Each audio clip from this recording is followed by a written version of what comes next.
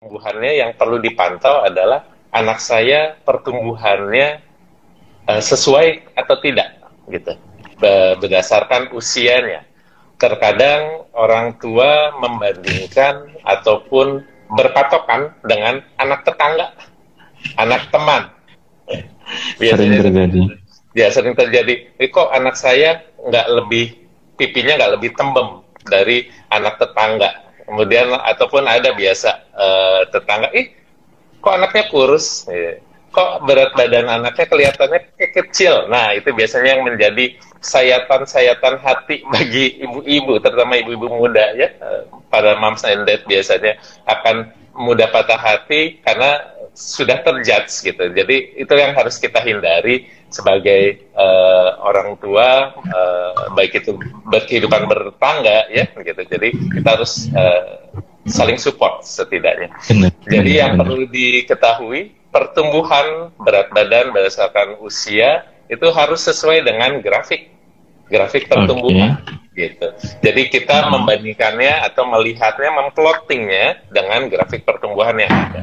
Saat ini Ikatan Dokter Anak Indonesia sudah mengeluarkan kurva pertumbuhan ya, kemudian juga aplikasi yang dapat digunakan oleh moms and dad untuk mengetahui anak saya normal atau tidak nih pertumbuhannya, gitu. Kemudian panjang badannya normal atau tidak, tinggi badannya normal atau tidak, lingkar kepalanya normal atau tidak.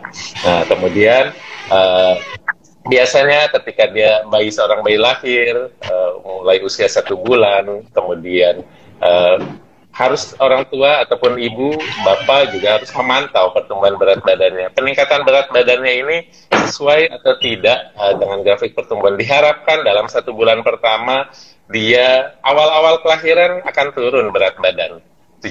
Kurang lebih 7% sampai 10% ya dari berat badan lahirnya. Kemudian setelah seminggu dia akan naik 25 sampai 30 gram per hari ya, atau dalam 2 minggu 400 sampai 500 gram. Kemudian dalam 1 bulan ya kurang lebih 900 sampai 1 kilo dan minimal 800 gram.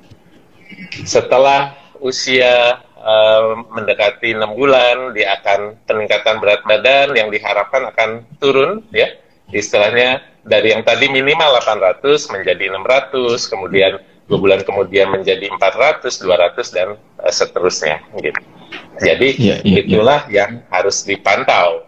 Kemudian pertama kali kalau misalnya ada ketidaksesuaian dengan grafik pertumbuhan, nah itu udah warning gitu, udah alarm buat orang tua. Kenapa nih anak saya gitu?